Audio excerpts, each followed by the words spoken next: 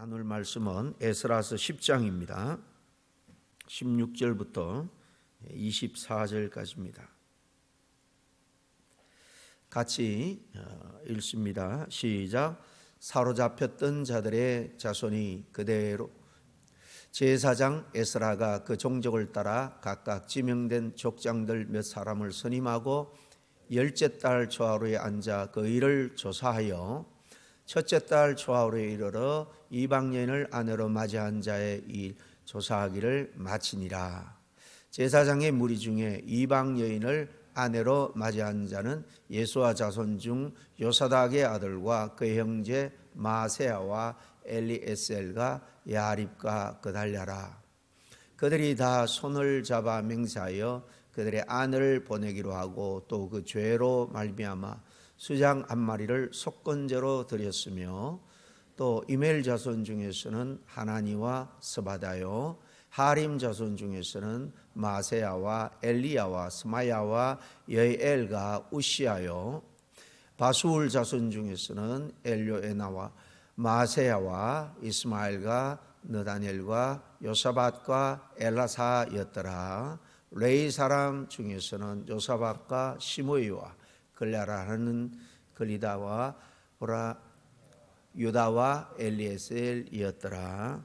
노래하는 자 중에서는 엘리야십이요 문지기 중에서는 살룸과 델렘과 우리였더라. 예, 아멘.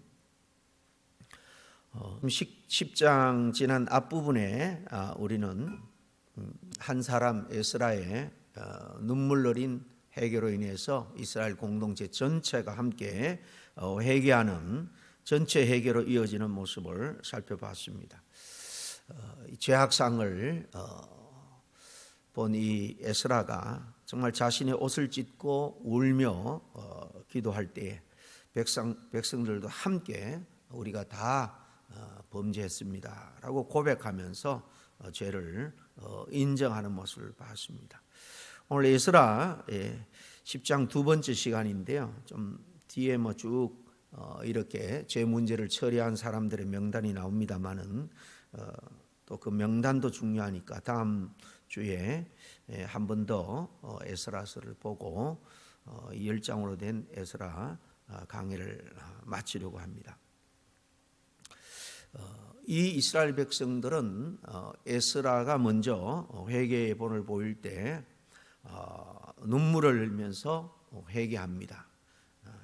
그리고 그들은 눈물을 흘리는데 끝나지 않고 이제 하나님의 말씀에 순종하기로 함께 결심을 하죠.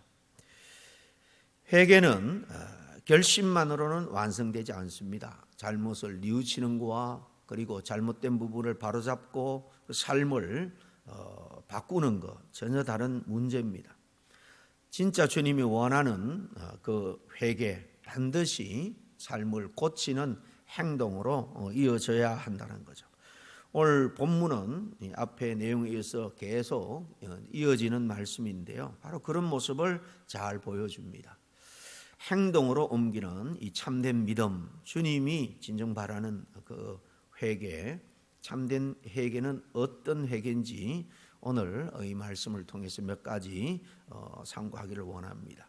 첫째는 이 참된 회개란 문제를 외면하지 않고 바로 직면하는 거예요. 직면한다는 것은 그 앞에 서서 말씀의 거울에 비추어서 내 잘못을 발견했을 때 인정하는 겁니다. 인정하는 것까지. 오늘 16절 말씀 다시 한번 보겠습니다. 사로잡혔던 자들의 자손이 그대로 한지라. 제사장 에스라가 그 종족을 따라 각각 지명된 족장들 몇 사람을 선임하고 열째 달 초하루에 앉아 그 일을 조사하여 그랬죠. 여기 중요한 말은 조사했다라는 거예요. 그냥 자리에 앉아서 눈물 흘리고 회개합니다라고 끝나지 않고 이거는 민족적인 공동체 전체의 죄악상이니까 구체적으로 여기서 죄악상들을 일일이 조사를 합니다. 그저 에스라는 백성들이 함께 눈물을 흘리면서 회개했다라는 것에 모든 것이 끝났다라고 생각하지 않은 거예요. 죄 문제를 정확하게 처리하는 것이 필요하다. 그래서 그 문제를 처리하기 시작하죠. 사실 이거는 쉽지 않은 일입니다. 왜냐하면 죄를 인정하는 것도 사실 쉽지 않지만은 죄로 인한 결과를 처리하는 것은 정말로 어렵기 때문에 거기에는 말로 다 할 수 없는 아픔이 사실 따르기 때문입니다. 사람들은 누구나 다들 그 정도쯤이야 그렇게 사는데 그러면서 자신의 죄를 덮고 싶어 할 때가 참 많습니다. 그렇지만 하나님 앞에서 우리가 회복되기 위해서는 반드시 자기 죄를 정직하게 직면하고 인정을 해야 됩니다. 그리고 그 죄를, 그 잘못을 숨기지 않고 하나님 앞으로 가져 나가서 처리하겠다고 결단하고 정말 결단한 대로 행해야 됩니다. 병원에 가야 될 환자가 자기 병을 인정하지 않습니다. 그러면 의사의 도움을 받을 수가 없는 거죠. 치료의 기회를 놓치고 마는 것과 똑같습니다. 우리 영적인 문제도 죄를 발견했을 때, 깨달았을 때 인정하지 않으면 회복의 은혜를 우리가 경험할 수가 없는 거예요. 그리고 이 참된 회개는 책임 있는 결단으로 이어지고 있는 모습을 우리가 둘째로 여기 보게 되는데요. 이 16절을 보면 한 가지 중요한 사실이 나옵니다. 이 일을 누가 시작을 했습니까? 에스라는 모든 백성들을 모아놓고 이제 여러분이 알아서 해결하십시오 그렇게 말하지 않습니다. 그럼 먼저 종족을 따라서 지도자 족장들을 선임해서 일일이 조사하도록 맡깁니다. 왜 그랬을까요? 공동체의 회복은 누군가가 책임을 지는 것에서 사실 시작되기 때문입니다. 죄는 개인에게서 시작되지만은 그 영향은 결코 그 한 사람, 그 개인에게만 머무르지 않는다는 거예요. 한 사람의 죄가 가정을 흔듭니다. 한 사람의 죄가 교회 전체를 흔들고 그 사회 공동체 전체를 무너뜨릴 수도 있는 거예요.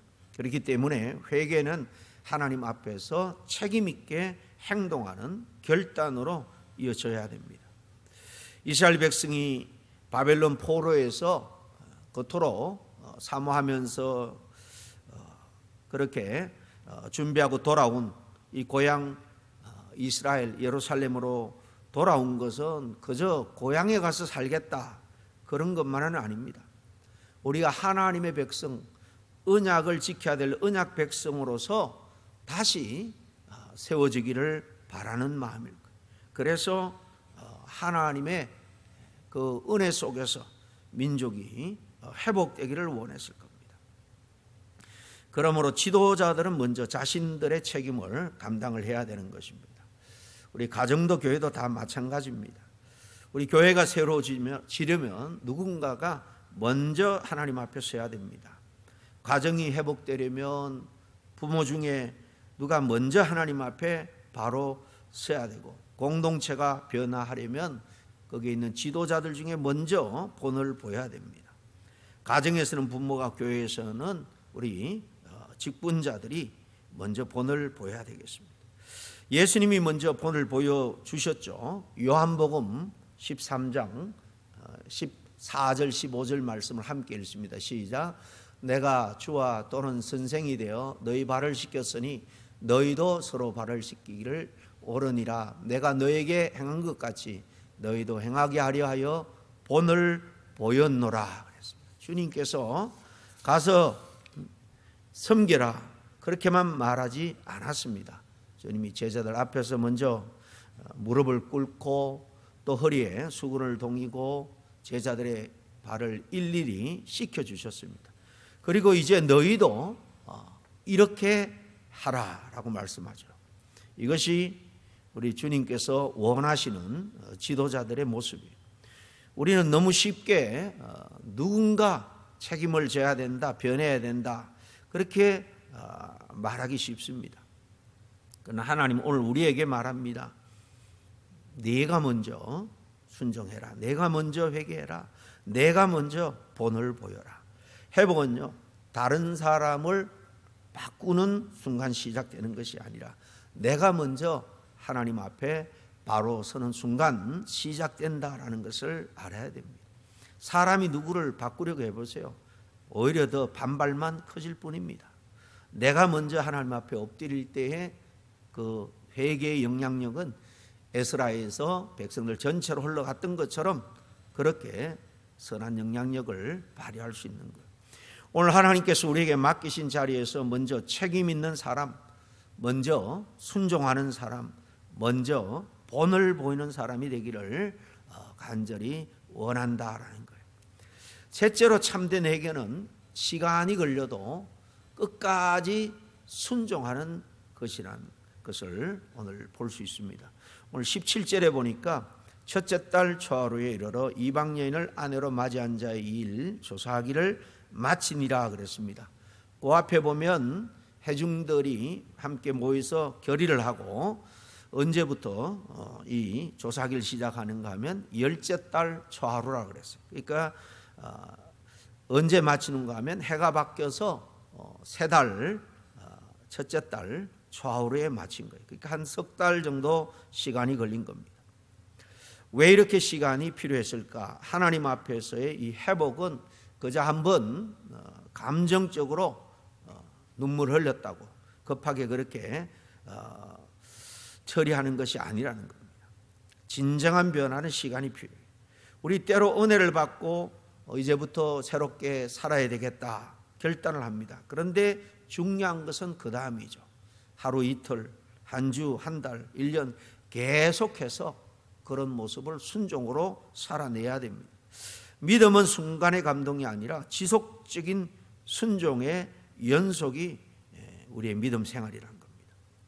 그리고 하나 더 오늘 말씀을 통해서 배울 교훈은 지도자가 먼저 회개의 길을 걸었다라는 이 사실입니다.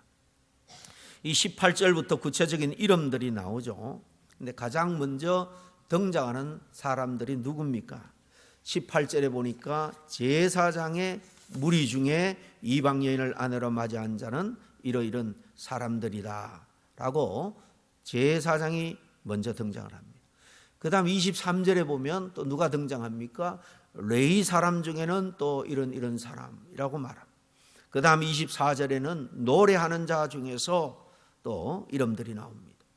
여러분 여기 언급된 제사장, 이 레위인 노래하는 자가 누구겠습니까? 모두 레위 지파에 속하면서도 성전을 섬기도록 특별히 구별된 자예요. 하나님께 이 귀한 직분을 위임받은 자입니다.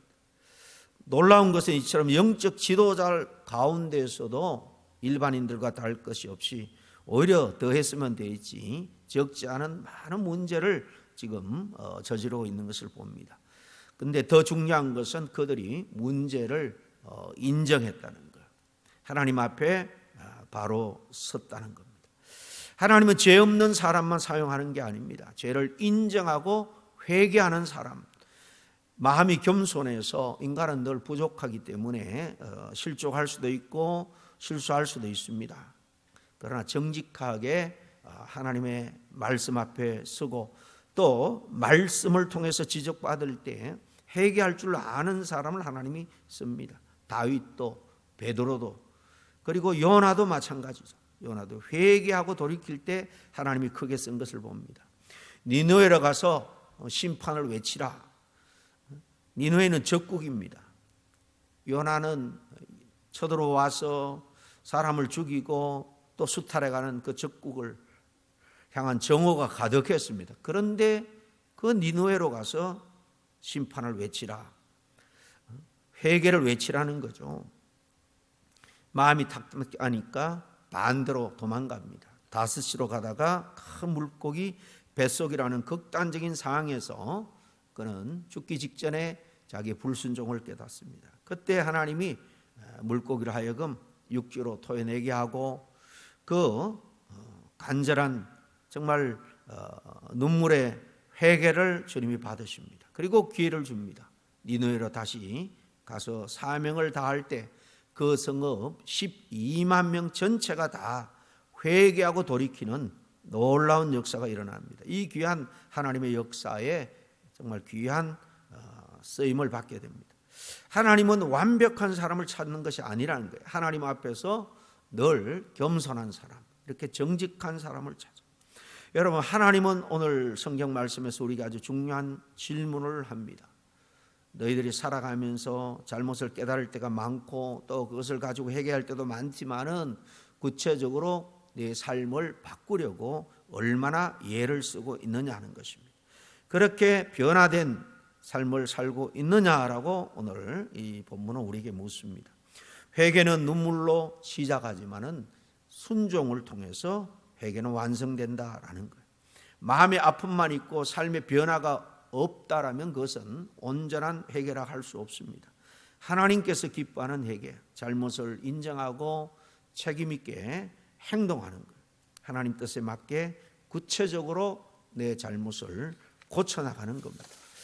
혹시 오늘 우리 가운데 고쳐야 됨을 알면서도 게을러서 또 여러 가지 자기의 체면상 미루고 또 미루는 그런 순종하지 못하는 부분이 있지는 않은지 모르겠습니다. 오늘 이 말씀을 통해서 주님께서는 우리에게 그 모든 것을 정직하게 사람 앞에보다 먼저 내 앞에 가지고 와서 내어놓으라는 거예요. 인정하고 직면하고 그 붙들고 있는 것을 다 하나님 앞에 놓고 행동으로 이제 바꾸는 삶을 결심하고 살아라고 말씀을 합니다. 우리 모두 하나님 앞에 함께 이 시간 좀 마음을 모아서 기도했으면 좋겠습니다. 주님, 먼저 제 잘못 실수를 겸손하게 정직하게 바라보고 대면하고 인정하는 마음을 주시옵소서. 다른 사람이 아니라 제가 먼저 주님 앞에 순종하고 또 주님 앞에 겸손히 나아가는 자가 되게 해 주시옵소서. 주님, 말뿐만이 아니라 정말로 행동으로 우리의 삶에 열매를 맺는 그런 진정한 회개의 삶, 진정한 믿음의 삶을 살게 해달라고 이 시간 간단하게 한번 결단하는 기도를 했으면 좋겠습니다. 그럴 때 하나님께서 우리 삶 가운데 분명히 더 나은 삶, 신앙적으로 더욱더 회복되고 단단한 하나님의 일꾼으로 세워주실 줄로 믿습니다. 이 시간 함께 마음을 모두어서 하나님과 내 1:1 관계만 생각하시고 주님 앞에 정직하게 고백하고 회개합시다. 기도하겠습니다. 하나님 아버지, 우리가 신앙생활하면서 정말 주님 앞에 아버지 하나님 게으르고 나태할 때가 많았음을 고백합니다. 예배에도 아버지 하나님이시여 정말 때로는 습관적으로 예배할 때가 많았음을 고백합니다. 주님 아버지, 불쌍히 여겨 주시옵소서. 주님 아버지, 정말 주님께서 교회를 섬기라 그랬고 교회에 속한 성도님들을 섬기라 그랬는데 하나님 아버지 하나님이시여 정말 우리가 그렇게 하지 못하고 섬김을 받기만을 바랐던 게으르고 나태했던 이기적인 우리의 신앙을 용서하여 주시옵소서. 주님께서 아버지 하나님이시여 우리에게 정말 귀한 직분도 주시고 또 일상 가운데 우리의 피로들도 채워주시고 또 하나님께서 늘 불꽃 같은 눈으로 지켜주시고 보호해 주셨는데 그렇게 하지 못했던 우리의 모습들을 주님께서 아버지 하나님이시여 불쌍히 여겨 주시고 이제 정직하게 주님 앞에 설 수 있는 저희들의 믿음을 허락해 주시옵소서. 남 핑계보다 아버지 하나님 정말 공동체에 아버지 하나님 어려움이 드러날 때에 먼저 내 자신을 바라보고 주님 앞에 내어놓고 내가 먼저 고치고 순종하기로 결단하는 본으로 살아가는 저들 되게 하여 주시옵소서. 그저 입술로만 회개하는 사람이 아니라 정말 우리의 삶의 행동을 통해서 구체적으로 고쳐나가고 그래 주님 볼 때에 더욱더 성숙한 신앙인이 되게 하여 주시옵소서. 하나님 아버지, 오늘 말씀을 통해서 참된 회개가 무엇인지 깨닫게 해 주시니 감사합니다. 우리가 때로는 죄를 알면서도 외면했고 잘못을 깨닫고도 변화의 삶을 취하지 않았을 때가 너무나 많았음을 고백합니다. 주님, 우리의 입술의 회개뿐만 아니라 삶의 순종으로 이어지는 참된 회개의 삶을 살아가게 하여 주시옵소서. 감정적인 결심으로 끝나지 않고 하나님께서 정말 원하고 바라시는 그 방향으로 우리의 삶을 돌이키게 하여 주시옵소서. 우리 안에 있는 교만, 고집, 세상의 습관을 다 내려놓게 하시고 말씀 앞에 정직하게 서게 하여 주시옵소서. 에스라와 이스라엘 백성처럼 하나님 앞에서 문제를 직면하고 책임 있게 회개하고 고치며 늘 하나님의 뜻에 순종하는 그런 믿음의 사람 되게 하여 주시옵소서. 예수님 이름으로 기도하옵나이다. 아멘.